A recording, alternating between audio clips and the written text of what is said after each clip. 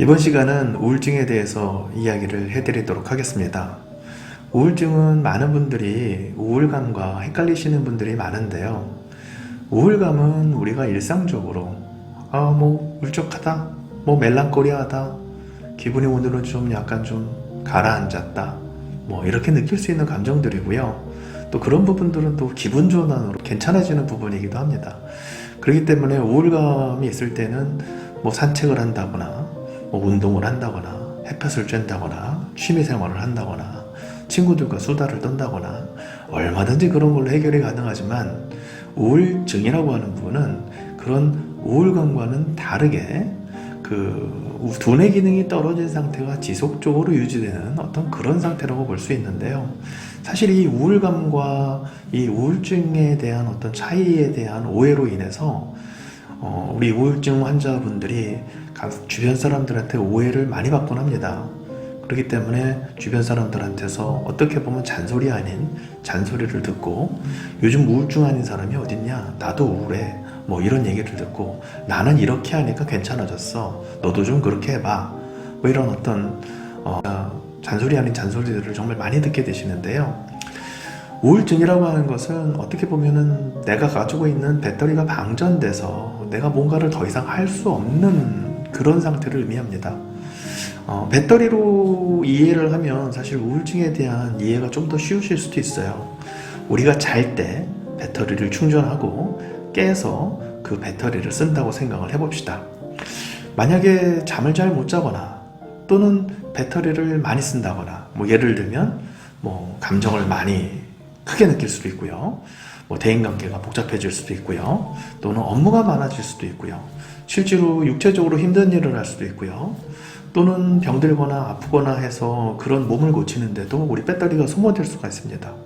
그러면 배터리가 방전되고 충전되고 하는 그런 일상의 과정들이 우리의 생활들인데, 배터리가 충전되는 것보다 방전되는 게 더 많아지게 되면 점점 배터리는 떨어질 수밖에 없는 거고, 배터리가 점점 떨어지게 되면은 우리 몸은 알아서 배터리를 재분배를 해야 하는데, 예를 들자면 심장 2번 뛰는 거를 1번 뛰게 하거나 숨 2번 쉬는 거를 1번 쉬게 하거나 이럴 수 없지 않습니까?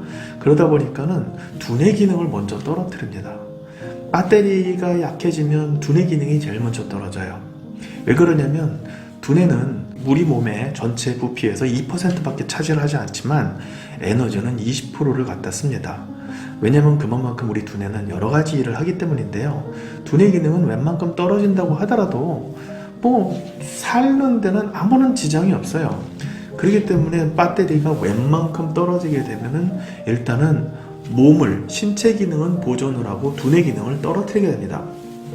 그러다 보면 감정을 조절하는 능력이라든지 충동을 조절하는 능력이라든지 어떤 계획을 세우고 실행을 하고, 또 시간이나 스케줄 관리를 하고 어떤 일에 집중하고 기억을 하는 어떤 학습 능력, 또 여러 가지를 동시에 처리하는 어떤 멀티태스킹 능력, 그리고 중요한 어떤 선택과 결정을 하는 능력, 이런 능력들이 전부 다 떨어지게 됩니다. 사실 여러분들이 내가 지금 우울한 상태인가 아닌가를 판단하는 가장 쉬운 방법은 내가 지금 감정 조절이 잘 되고 있나를 좀 생각을 해보셔야 돼요. 만약에 내가 지금 감정 조절이 잘 안 되고 굉장히 예민해져 있고 짜증이 많고 화가 많고 그렇다면, 사실 아까 말한 그런 두뇌 기능들도 다 같이 동시에 어느 정도는 떨어져 있다고 보시면 됩니다. 바로 그렇게 두뇌 기능이 떨어져 있는 상태를 우리가 우울증으로 생각하시면 됩니다. 그리고 이런 우울증의 상태는 지금 내가 살아오고 있는 어떤 이런 환경 중에서 어쨌든 그런 배터리의 충전과 방전에 어떻게 보면 이 수입 지출에 기본적인 문제가 생겨 있는 거기 때문에, 그게 운동을 한다거나 취미생활을 한다거나 그래서 그런 상황이, 그런 환경이 금방 바뀌지는 않아요. 예를 들면 회사에 들어갔는데 회사에서 새로운 업무를 맡았고 또 새로운 사람을 만났고, 그렇기 때문에 내가 그냥 그 전에 편했던 환경보다는 에너지를 많이 쓰게 됐다. 사실 그런 환경이 운동한다고 해결되는 것도 아니고 취미생활 한다고 해결되는 것도 아니지 않습니까?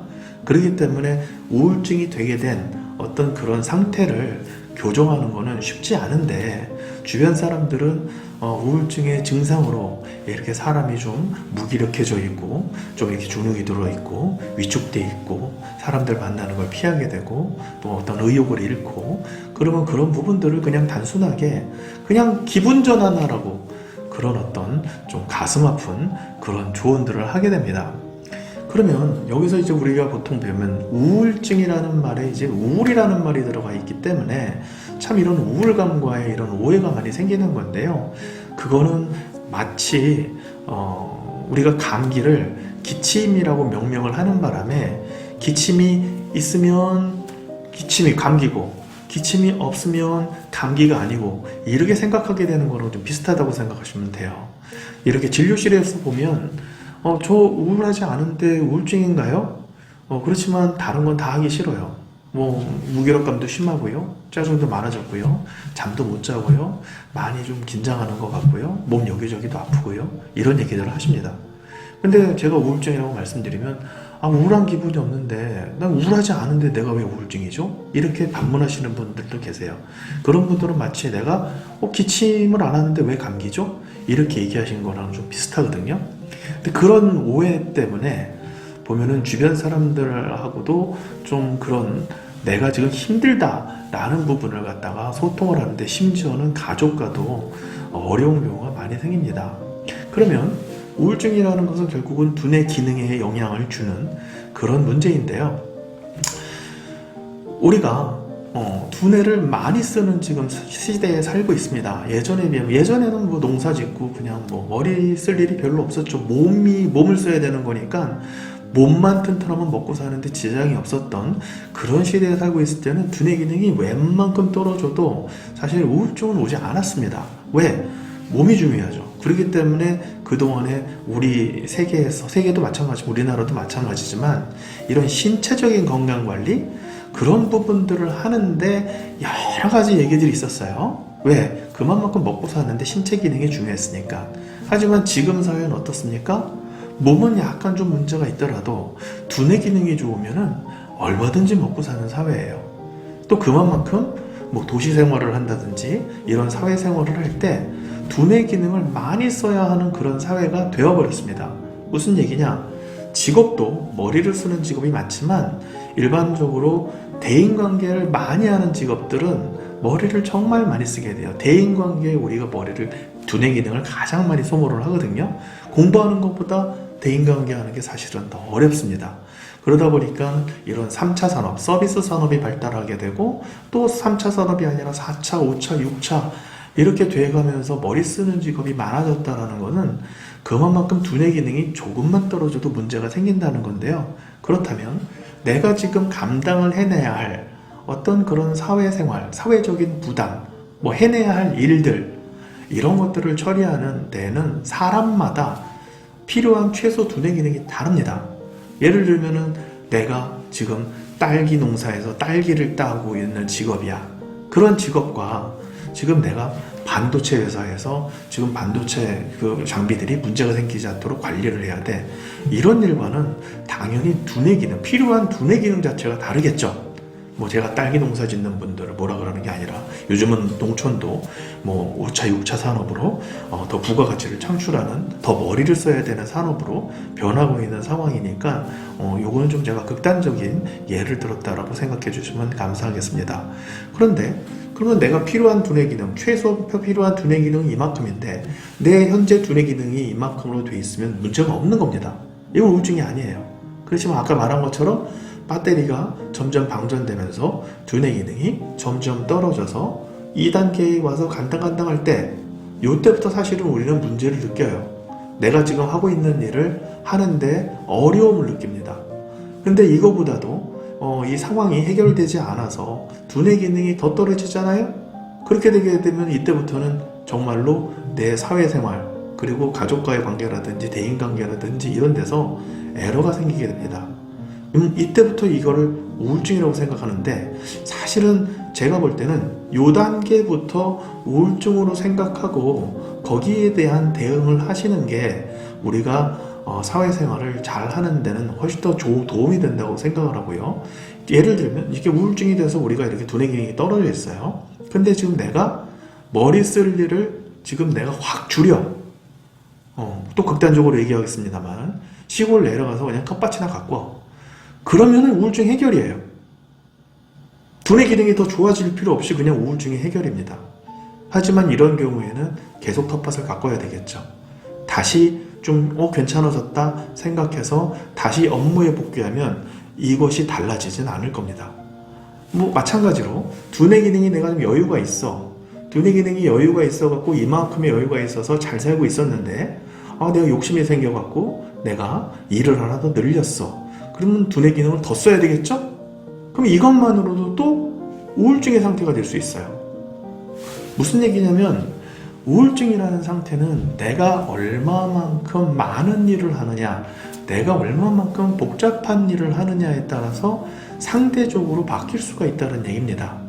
내가 머리 쓸 일이 별로 없이 그냥 몸만 쓰고 산다면 사실은 우울증 걱정은 그렇게 안 하셔도 돼요.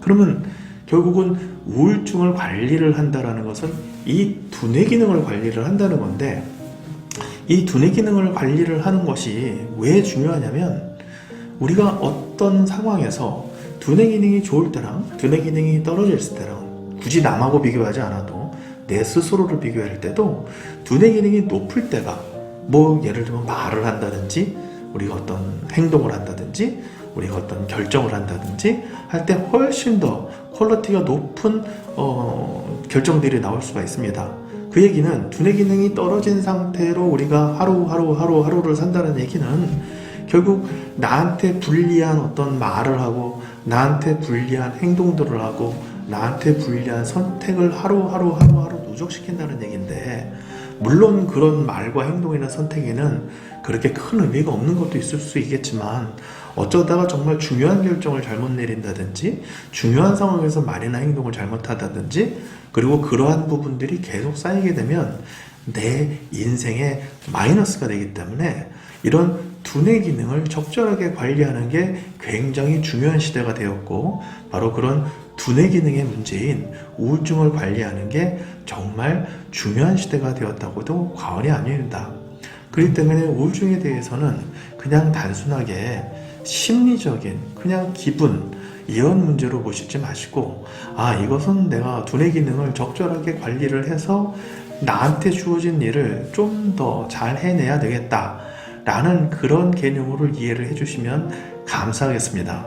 또 우울증에 대해서 증상들에 대해서 좀 말씀을 드리면요, 우리가 이렇게 두뇌 기능이 떨어지게 되면 아까 이렇게 제가 두뇌 기능을 이렇게 설명드렸잖아요. 두뇌 기능이 이렇게 떨어지게 되면 우리 몸은 자연스럽게 절전 모드로 가게 되어 있습니다. 절전 모드라는 게 뭐냐? 한정된 에너지를 갖고 최대한 아껴 쓰려고 그러는 거겠죠? 그런 과정에서 무기력감이라든지 의욕이 줄어든다든지 자꾸만 주눅 들고 움츠러들려는 그런 현상들이 나타나요. 마치 곰이 겨울잠 자듯이 그렇게 에너지를 아끼려고 하는 거죠. 바로 이렇게 절전 모드로 들어갔을 때의 우리 모습을 보면 사람들이 너 우울증인 것 같아 이렇게 얘기를 하는데, 이미 절전 모드로 들어와 있을 때에는, 이미 절전 모드가 시행됐을 때에는 이미 내가 사회적인 생활이라든지 또는 직업이라든지 어떤 가족과의 관계라든지 이런 데 있어서 이미 영향을 주게 되고 또는 닫게 된 상태라고 보실 수가 있습니다. 그렇기 때문에 두뇌 기능이 이렇게 간당간당할 때, 쉽게 말하면 내가 감정적으로 좀 불안정해지고 내가 왜 이렇게 내가 요즘 따라 왜 이렇게 예민해졌지? 내가 요즘 따라 왜 이렇게 짜증이 늘었지? 내가 요즘 따라 왜 이렇게 화를 많이 내고 있지? 요 단계에서 바로 도움을 찾으시는 게 가장 현명한 일이라고 볼 수 있습니다. 그리고 이제 우울증이신 분들 보면 가장 그 가족들과의 관계에서 굉장히 좀 고통을 받으시는 게, 가족분들이 이해를 못 해주세요. 잘. 그냥 아까 말씀드린 것처럼 그냥 우울감처럼 생각하시고, 나도 힘들지만 나는 이렇게 해서 극복했어, 너도 좀 그렇게 해, 이런 얘기들을 많이 하는데, 일단 아까 제가 배터리 얘기를 드리지 않았습니까? 근데 이렇게 같이 사는 가족들은, 그게 가족이 아니어도 같이 사는 사람들은 그 배터리를 좀 공유하는 듯한 그런 느낌을 갖게 돼요. 이 배터리를 공유하는 듯한 느낌을 갖게 된다는 게 무슨 말이냐면, 뭐 예를 들자면 엄마가 음식물 쓰레기를 안 버리면 아빠가 음식물 쓰레기를 버려야 되는 거고, 아빠가 일을 안 하면 엄마가 일을 해야 되는 거고, 이런 거거든요. 결국은 우리가 배터리를 쓰는 행동은 결국은 같이 사는 사람들끼리는 결국 해내야 될 일들을 하는데 각자의 배터리를 쓰는 건데, 한 명의 배터리가 이렇게 떨어지게 되면 다른 사람들이 그만큼의 배터리를 써줘야 돼요. 그렇기 때문에 당연히 다른 가족들도 부담을 가지게 되고, 그런 부분들을 사실 우리 우울증 환자분들은 느끼고 자책을 하고 그렇게 되는 경우가 참 많은데요.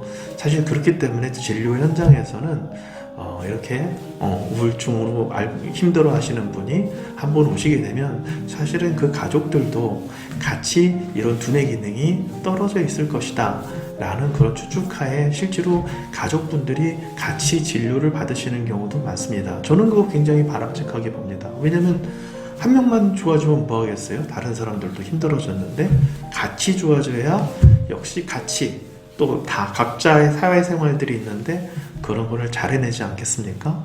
그리고 우울증이 있어서 우리가 이렇게 절전 모드로 돌아가게 되고 그런 감정들, 안 좋은 감정들에 휘둘리게 되면 결국은 그런 안 좋은 감정들로 우리가 세상을 보게 되거든요.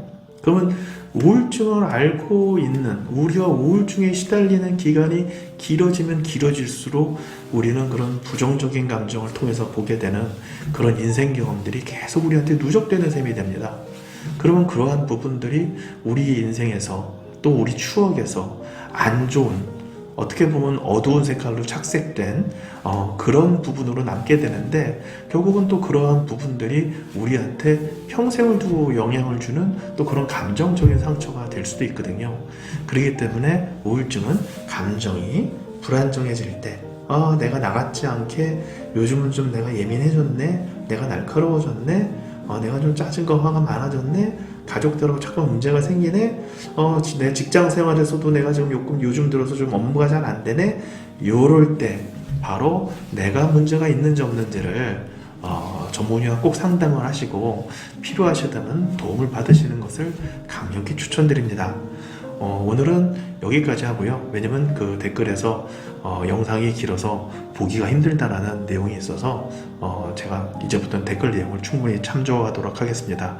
그러면 이런 우울증을 우리가 어떻게 극복을 해야 되느냐에 대해서는 다음 영상에서 찾아뵙도록 하겠습니다. 감사합니다.